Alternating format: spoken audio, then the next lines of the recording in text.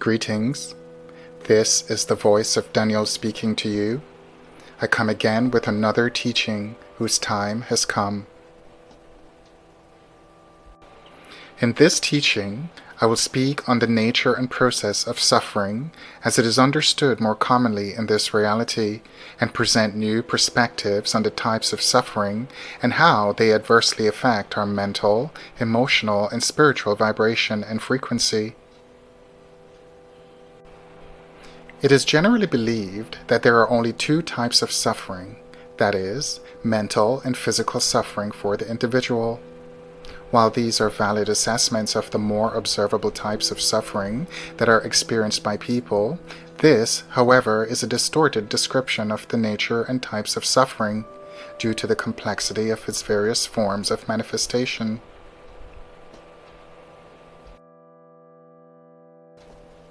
In truth, there are four types of suffering that people experience as part of their evolutionary journey of experiencing.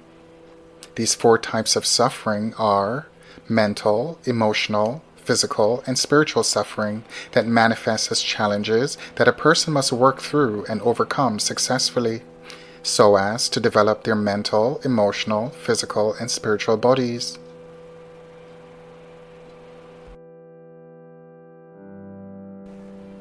Let's explore each type of suffering for clarity and understanding in the context of karma and dharma, cause and effect, and choice and consequence. Mental suffering is the first cause of any kind of suffering that is experienced by a person, which is the playing out of the consequence of a choice made in the energetic polarity of fear and separation consciousness. Mental suffering arises when a person chooses to attach him or herself mentally and emotionally to a memory of a past situation that gives rise to low vibrational feelings of sadness, loss, or regret in the emotional body.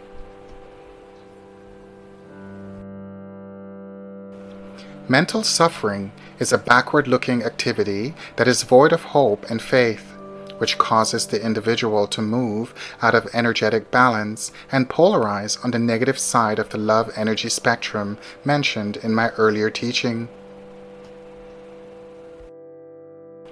It is important to note that mental suffering is contagious because it can affect others, such as loved ones and family members who are closely connected to an individual who is experiencing this mental emotional challenge.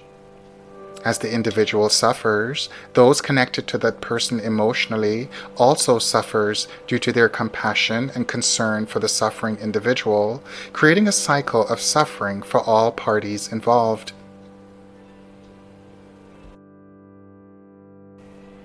Because all mental suffering begins with a choice to look backwards at a negative situation in their lives out of nostalgia or for other reasons, the solution, therefore, is also based on a choice that the individual must make in order to become forward-looking on the past situation with a new awareness of hope, faith, and forgiveness of the self and others. This is important because by not choosing hope, faith, and forgiveness of a past situation, we're choosing to attach ourselves negatively to a situation that causes us to suffer, and thus creating a cycle of suffering that will persist and become a state of chronic depression that compounds the emotional challenge that the individual has to overcome.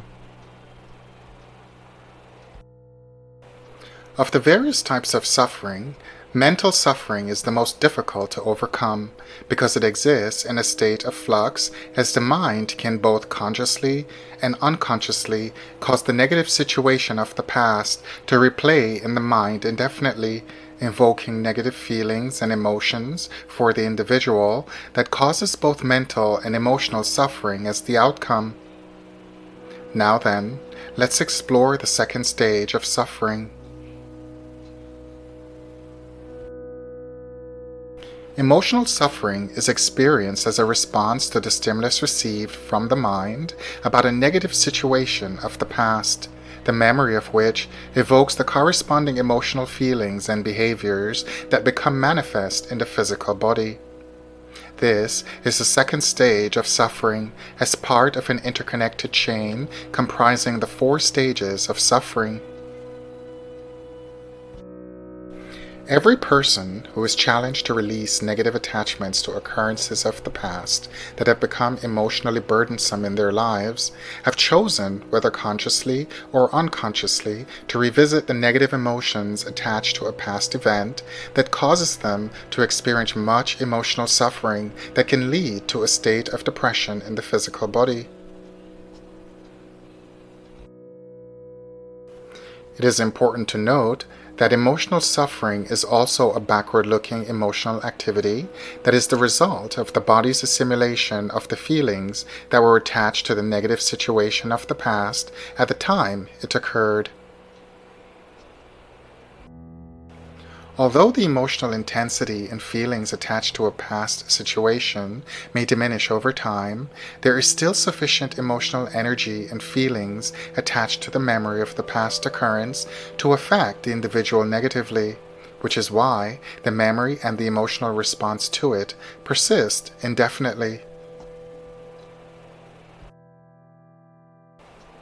From a karmic perspective, then, these experiences of emotional suffering can also be the playing out of a karmic debt being healed, or the incurrence of karma, or the consequence of a choice playing out that causes the individual mental and emotional suffering.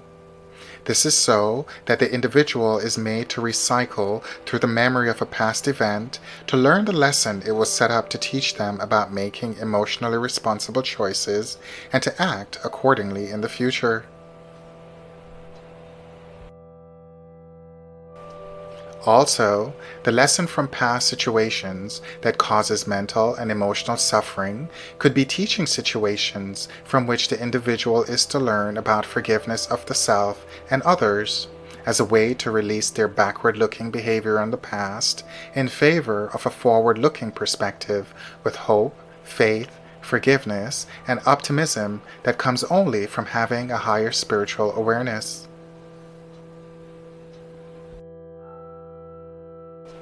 This mental emotional suffering can persist indefinitely for the individual if proper awareness is not attained, whereby a new perspective of the situation allows them to see the lesson the experience provided and to acknowledge their roles in the outcome and to accept it for what it was and, over time, release any strong mental and emotional attachment to it.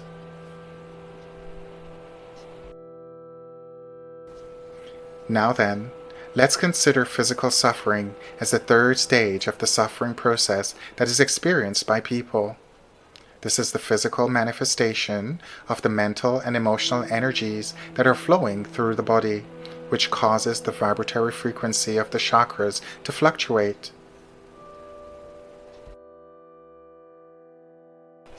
This is what causes severe and persistent physical suffering, such as sadness via excessive crying, physical pain in the body, such as headaches, and a collection of other symptoms of depression, such as mood swings, guilt, anger, and the like.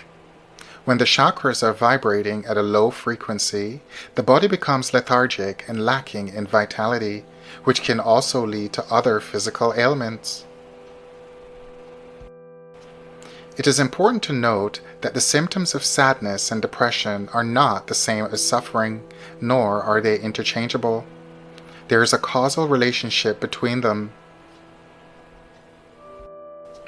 There is an established belief that depression is the cause of sadness, mood swings, guilt, anger, and a host of other physical symptoms in the body. But this is a distorted understanding. The term depression is an umbrella term that is used to categorize the range of symptoms that are caused by other internal or external stimuli that causes negative emotional responses and manifestations in the body. For example, a person will feel sadness when an unfortunate circumstance occurs in their life, not because of depression itself. Depression is not a thing, like say a virus that causes a person to become ill by itself. Depression is only diagnosed when a collection of negative symptoms become manifest that causes physical suffering in the body and is rather the outcome than the cause of physical suffering. This is supremely important to understand so that one can better see the distinct yet interconnectedness of the different types of suffering and how the suffering progress through different stages, culminating in a state of depression for the individual. Persistent sadness and other negative states of being are what become symptoms of depression collectively.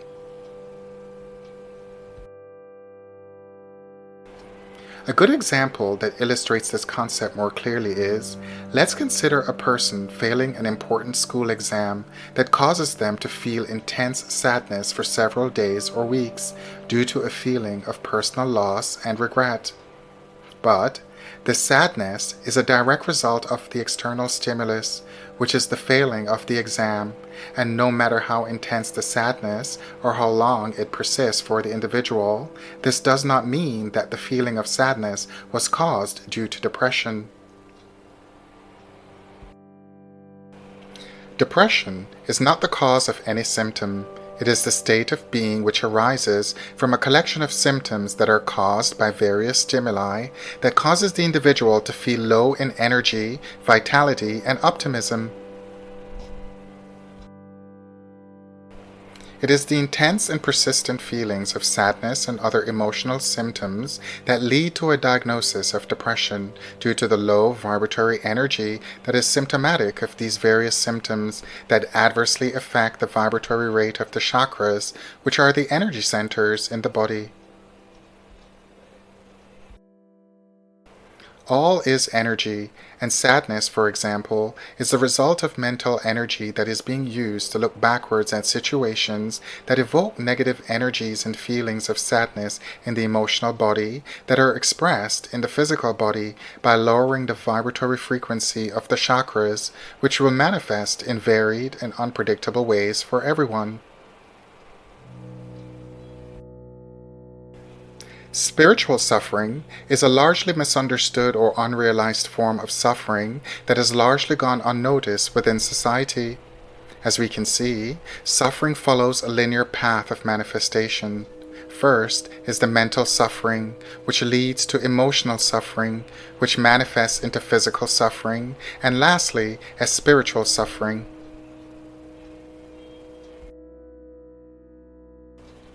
Spiritual suffering is the state where the individual succumbs to the emotional and physical states of suffering and also have a manifestation of depression due to the lowered frequency and vibration of the chakras. It is the state of suffering that arises due to hopelessness and despair, and is perhaps the most dangerous stage of the linear path of suffering, as this is the stage where most suicides occur.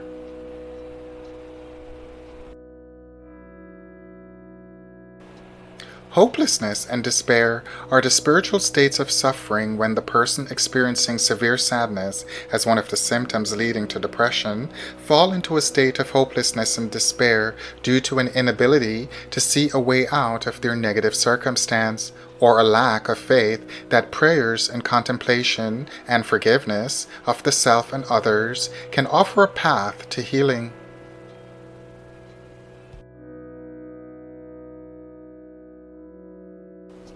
This is usually due to the societal conditioning that sadness and other symptoms that lead to depression are conditions that can only be treated with drugs and therapies that focus primarily on the treatment of symptoms and not the cause. The cause of all forms of sadness and eventual depression is an unhealthy attachment to a past occurrence that brings about intense feelings of sadness for the individual, which is different from worry. Worry is an emotion that only arises from uncertainty about the future or a future event and is a fleeting emotion once the future event has passed. Whereas, suffering is a persistent emotion that is based on a recurring memory of a past event.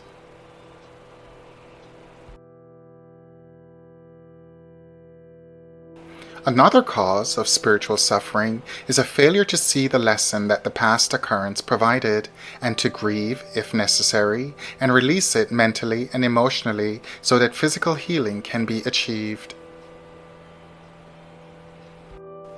Hope, faith, and forgiveness are the counterbalance to spiritual suffering. They are the key mental states for effective healing from all forms of suffering, because suffering polarizes a person energetically to the negative polarity of fear, which leads to feelings of hopelessness and despair. Whereas hope and faith are forward-looking perspectives and activities that polarizes a person energetically to the positive polarity of the love energy spectrum discussed in a previous teaching.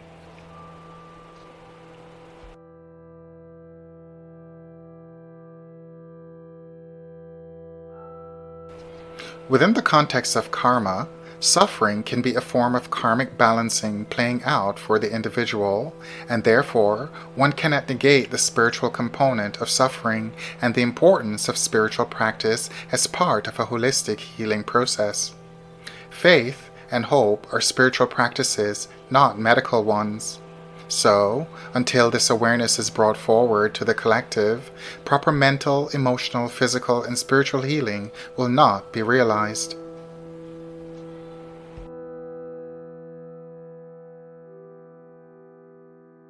So, as you can see, suffering is not a dual experience that manifests only in the mental and physical bodies as believed. There are 4 interconnected and causal stages of suffering that is undeniable. Suffering is a linear and interconnected process that affects all the various bodies of the individual, the mental, emotional, physical, and spiritual bodies collectively.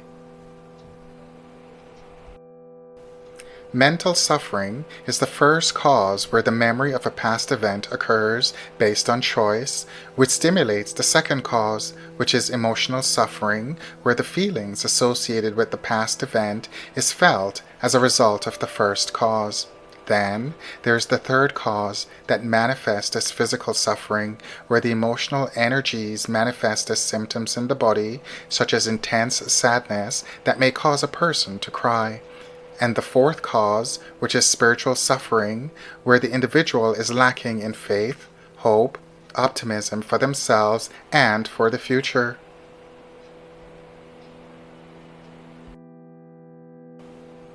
There is more to this teaching, but that will come forth when the moment arrives to do so. Please take a moment to like, share, and subscribe to this channel for future teachings. I leave you now with the grace of the infinite Creator who is my judge. Please be loving and kind to each other.